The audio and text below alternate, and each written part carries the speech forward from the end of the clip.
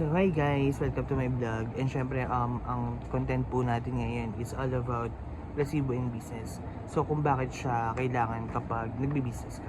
So guys, simulan na natin. So guys, ba't nga bang may resibo? Siguro yung resibo para siya sa mga bagay na kung saan proof mo siya na binili mo to sa store na binilan mo. For example, ako bumili ako ng sapatos and syempre ako naggas ako na resibo. Syempre mandatory yun kasi ayun yung proof na galing sa kanila tong product na to. At saka in case na bumili ka, may proof ka na pwede mo isoli unless na hindi kasya yung sapatos mo, di ba? So yan siya guys, ito yung resibo. Yan yung tsura, di ba?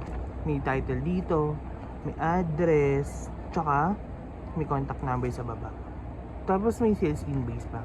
So yung sales invoice, ibig sabihin ng sales invoice ito, ayan yung bagay na kung saan nakipag-meet ka sa personal na store. For example ako, nag-pick up ako sa store, ayun yung ibig sabihin ng sales invoice. Yung nakabenta siya na on the spot, di ba? Sales invoice. Yung mismong nasa store ka bumili, ayun yung meaning ng sales invoice. So bakit nga ba may may numbers dito sa taas? So yung meaning naman nito, ito yung resita na nagpapatunay na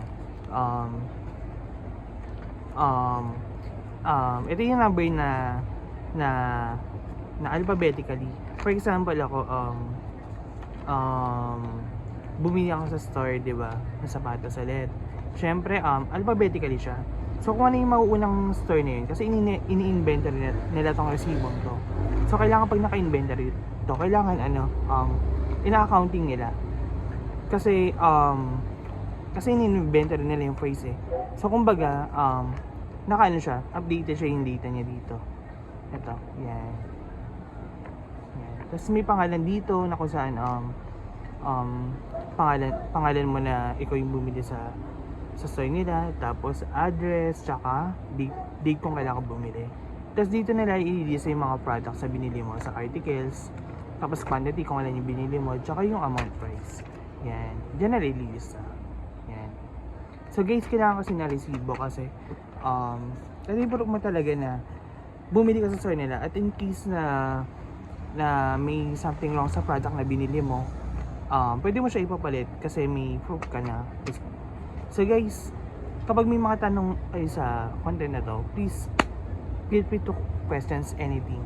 So guys, don't forget to hit like, share, and subscribe my YouTube vlog channel at Corbayan Alish Kapasuan.